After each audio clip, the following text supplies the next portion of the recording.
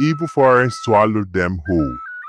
Ebuka and the 5 other warriors moved like shadows, stepping over roots that twisted like snakes and ducking under branches thick with cobwebs. The air was heavy, not with heat, but with secrets, ancient, dark secrets that clung to their skins like sweat. This place feels alive, murmured Ozemina, the tallest of them all, gripping his machete tighter. It is alive, replied Ebuka quietly. We were warned.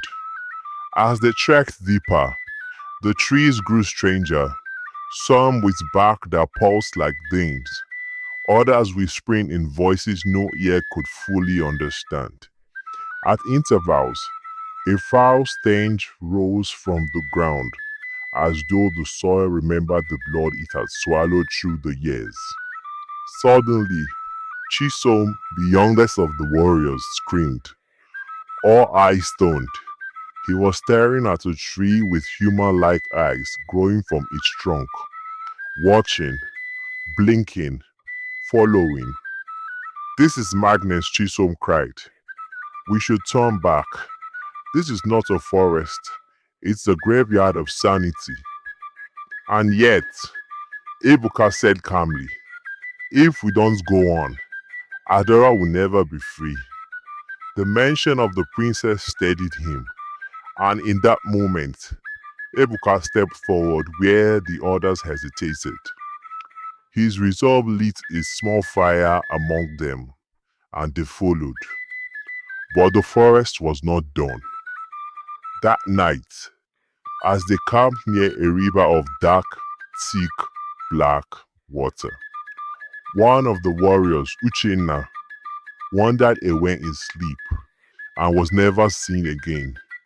The forest had taken its first, and it was only the beginning. The morning came without sunlight. A thick mist hugged the ground like a burial shroud, and the trees dripped with dew that smelled faintly of blood. Uchenna was gone. No trace, no footprints, no sound in the night. It was as if the forest had swallowed him whole. The remaining 4 gathered in silence. Ozemina's jaw tweaked as he looked around, nervously. He didn't scream, he muttered. A man cannot vanish without a sound. In this place, Ebuka replied grimly. Even screams are afraid to speak. They continued walking, guided only by the map drawn into the memories of chief priests. Go east until you hear the forest weep, he had said, and they heard it now. Ahead of them, a river moved sluggishly. It was not water, it was darker and thicker. The surface reeked like a pit of worms. It gurgled as if in pain. On the bank lay a large flat stone, marked with faded carvings of men kneeling before a 2-headed creature. This is the river of Momos, Chisom whispered, stepping back. We must cross, Ebuka said. The relic lies beyond it. This is the halfway point. But crossing was no easy feat. A narrow bridge of tangled roots and bones stretched across, thin as thread and sleek with dew. Namdi, the oldest among them, volunteered to go first. Halfway across, a shriek pierced the mist. A hand shot up from the river, dragging him down in one blink. His scream bubbled, then silence. 2 gone. The forest grinned with unseen teeth. Ebuka closed his eyes briefly. This was no mission of strength. It was a war of the spirit, and he could not break. They crossed the river. 3 remained: Ebuka, Chisom, and Ozemina. The river of murmurs hissed behind them as if mourning or mocking those it had claimed. Beyond the river, the trees were no longer trees. Their bark bore faces, some weeping, others laughing with twisted mouths. The air was no longer misty, but heavy with chants, though no lips moved. Suddenly, a sound echoed ahead, a child's laughter. "You heard that?" Chisom asked, voice trembling. "Don't follow the voices," Ebuka warned. "The gods of this place feed on memory and desire." But it was too late. Chisom turned. From between two twisted trees, a small girl appeared. She looked no older than 10, clothed in white, her eyes glowing green. "Papa," she whispered, reaching out. Chisom froze. Tears filled his eyes. It's... it's my daughter," he gasped. "She died 3 moons ago." Evoka tried to hold him, but Chisom broke free and ran toward the girl. In one blink, the girl's face melted into a gaping, snarling mouth. Her arms turned into thorns, and she swallowed Chisom whole. His scream echoed through the trees like a dying bell. Ozemena fell to his knees. 3 gone. "Why are we still moving?" he shouted at Ebuka. "We will all die here." "Because some fates are heavier than fear," Ebuka replied, jaw clenched. "I'm not doing this for the throne. I'm doing this for Adora and for peace." The forest trembled around them, as if listening. With only the sound of their hearts, they pressed on. Ahead, a single red path opened, leading into the mouth of a cave that whispered their names. The final trial waited. The mouth of the cave loomed ahead, wide, jagged and pulsing like the throat of a living beast. The air that seeped from within was thick and cold, tasting of iron and something older than death. Ebuka and Ozemena stood at the entrance, the lights behind them fading fast. There was no turning back now. "Do you feel it?" Ozemena whispered, clutching his cutlass tightly. "It's watching us." Ebuka didn't reply. He could feel it too. The presence. Something ancient dwelled here. Something that had waited 1,000 seasons for men foolish or brave enough to enter. Inside the cave, the walls bled, not with real blood, but with markings that glowed red and ran like tears. Symbols of punishment, of sacrifice. They descended slowly, deeper into the earth, each step echoing louder than the last. Then they entered the heart of the cave, a circular shrine chamber. At the center stood an altar, made of black stone, and on it rested an ancient object wrapped in woven leaves and bone, a sacred feather idol known as the Udumo. This was what the gods demanded. But as they approached, shadows slithered from the walls, rising like smoke. Dozens of them. They had no form, only shape, long arms, hollow eyes. Voices filled the chamber, not words, but emotions, grief, betrayal, regret. One shadow longed at Ozemina. He fought back, screaming, but mocking.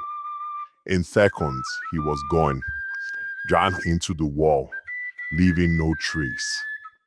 Ebuka stood alone, terrified. Outside the cave was the cat of Ajofia, Obina reached a narrow, mist-shrouded bridge. A voice boomed from nowhere. Call the names of those who love you. If none echo back, you fall. Obina shut his eyes. Mama, Tapa, Adora, and from the mist her voice returned. Obina, the bridge leads. He crossed, hearts pounding. One by one, the forest claimed them. By the time Obina reached the shrine of Udumma, he was alone and bleeding. To take, you must give. Life for life. Sight for life. What do you offer? Obina whispered, take my lives. Give her peace. 3 days passed. The village square stood still, eyes locked on the dense paths that led to the forest. Silence had become the village's language. Mothers wept quietly. Fathers clenched their jaw. All who left had not returned. Not a whisper, not a sound. But then, just before dusk, the town crier's drum beat once. Bam! Heads turned. From the far end of the forest path, a lone figure emerged, cloaked in tattered leaves and smeared with blood and soot. The villagers gasped. It's Ebuka, a child shouted. Indeed, it was. His steps were slow, his heart dragging through the red earth. In his hands, he clutched the sacred Udlumo, but his eyes, lifeless and grey, Edrupa had returned blind. Women wailed, men shouted praises. Even the king stood to his feet, lips parted in disbelief. Only him? The king whispered to the chief priest. Only him, the priest replied, voice trembling, and he brought the sacred token. Princess Adara, standing among the maidens, ran to meet him, her eyes flooded. Ebuka, she cried, falling to her knees beside him. What have you done to yourself? What I must, Ebuka said softly, his sightless eyes facing her. What, so you can behold again? The chief priest took the idol from his hand and raised into the sky. Prepare the shrine, he declared.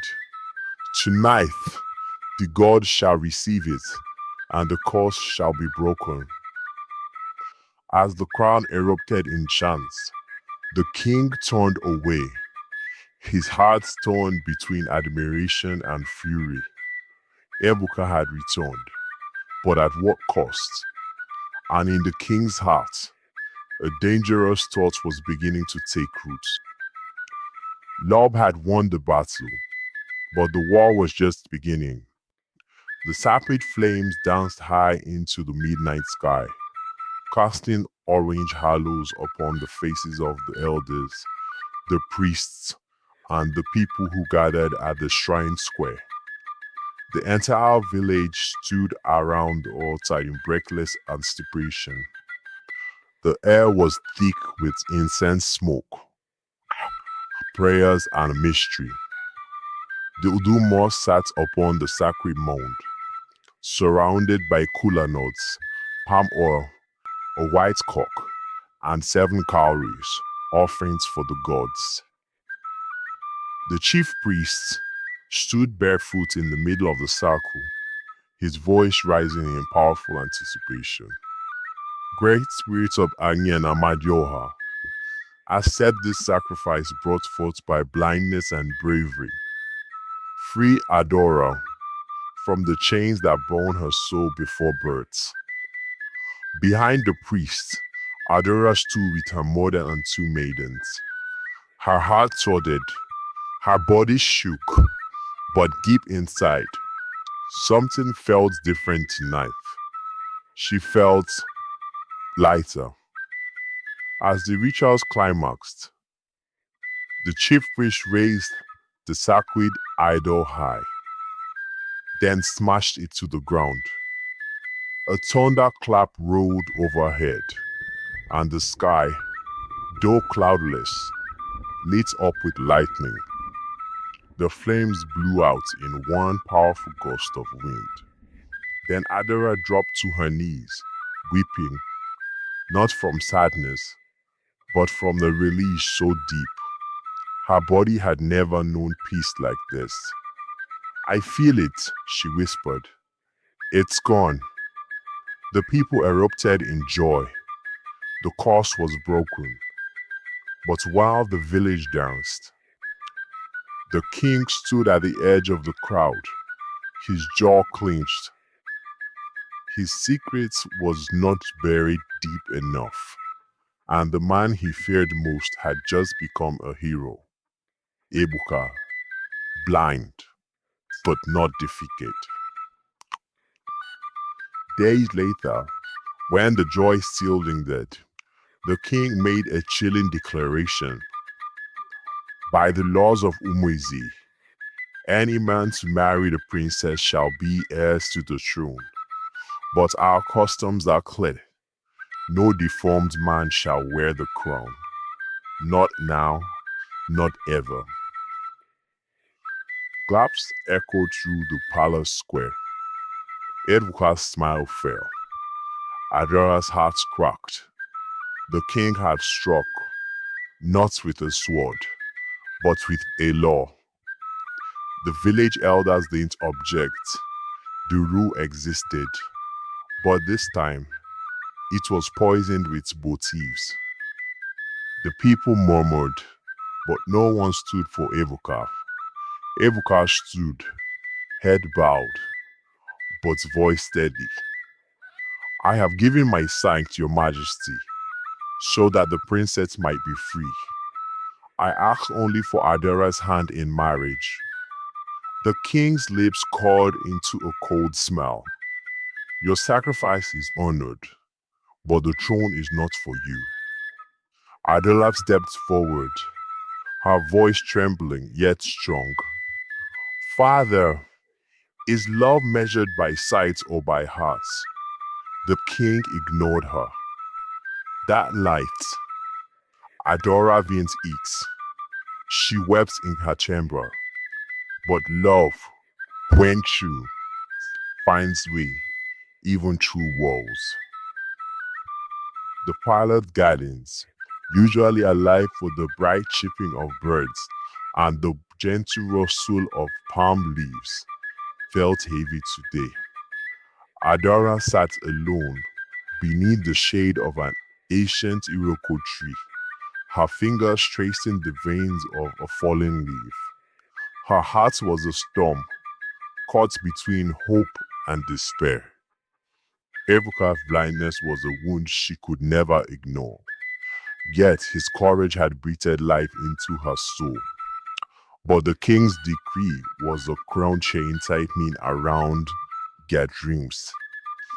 She thought back to the night when her curse gripped her, when she stole without reason, a prisoner because she never chose. Ebuka had journeyed into the evil forest, faced death, and returned sightless to heal her. Yet, he was now cast aside like a broken tool. She could not bear to see Ebuka, her brave lover, treated like an outcast, blind, and declared unfit to marry her. Yet, there was little she could do openly, watched as she was by palace guards and spies. So, under the cover of darkness, Adora slipped silently from her chamber, clothed in a shawl, and made her way through the corridors toward the humble hut where Ebuka now lived. Ebuka, sitting by the dim fire, heard the soft footsteps and turned. His face lit briefly with hope, but sadness lingered behind his eyes. Adora, you shouldn't risk this. She smiled faintly, stepping closer. I cannot live without you, Ebuka. Not like this. Their hands met, cigars intertwining in the flickering firelight. For a moment, the world outside ceased to exist. Before Ebuka came into Adora's life, there was another, Chinedu, the son of the senior elder Chief Melody. Once, dialogue had blossomed like the gentle rains in the dry season. Adela had given him her heart freely, open for a future bright with promise. But the cost that clung to her like a shadow pushed Chinedu away. Fear and rumors swept through the kingdom like wildfire. The boy she loved fled, leaving her alone with her pain. Now, seeing Adora freed from the curse, Chief Namdi and Chinedu sensed that opening. At the quiet meeting in the chief's hut, Chief Namdi's voice was low, but filled with cunning. The king's hand grew heavy. She fears what he cannot control. Adora's lover is blind, unfit for the throne by our laws. But you, my son, are strong. The people will follow you. Chimedu's eyes gleamed with ambition. What must I do, father? Win her heart again. But this time, play it wisely. She's no longer a child. She must know you care. But also, she must not forget who can offer her power and security.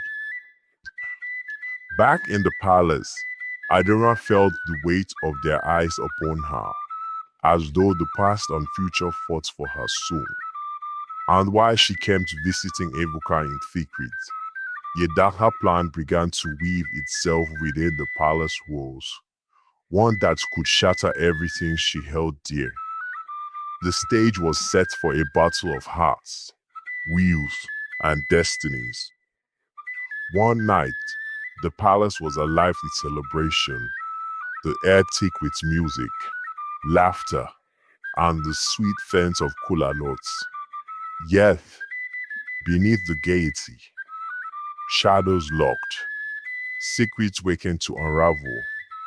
On this night, the king orchestrated a gathering filled with wine and merriment, a night meant to loosen tongues and bind alliances. Adora, feeling the weight of her sorrow, was urged to join, and the evening wore on. The wine flowed freely. The king's men watched closely as Adora was led to the banquet hall, her steps unsteady beneath the heavy coursing of alcohol. In a quiet corner, Chimedu approached her with a slight smile. Come, princess, let me ease your burden. Adora, her defenses lowered, followed him away from prying eyes. What happened next was a blur whispers of a drunken night, a stolen moment arranged by her father's wishes, and a kiss that returned into something more. Days passed like heavy clouds over the palace. Adora's secret, though hidden from most, began to weigh on her heart like a stone. The faint signs of pregnancy grew clearer. Our whispers in the courtyard and halls grew louder. The king, always watchful, summoned the community's most trusted female herbalist, Mama Ngozi, a woman wise in the ways of nature and the secrets of the body. Under the soft glow of oil lamps, Mama Ngozi examined Adora with gentle hands and a knowing smile.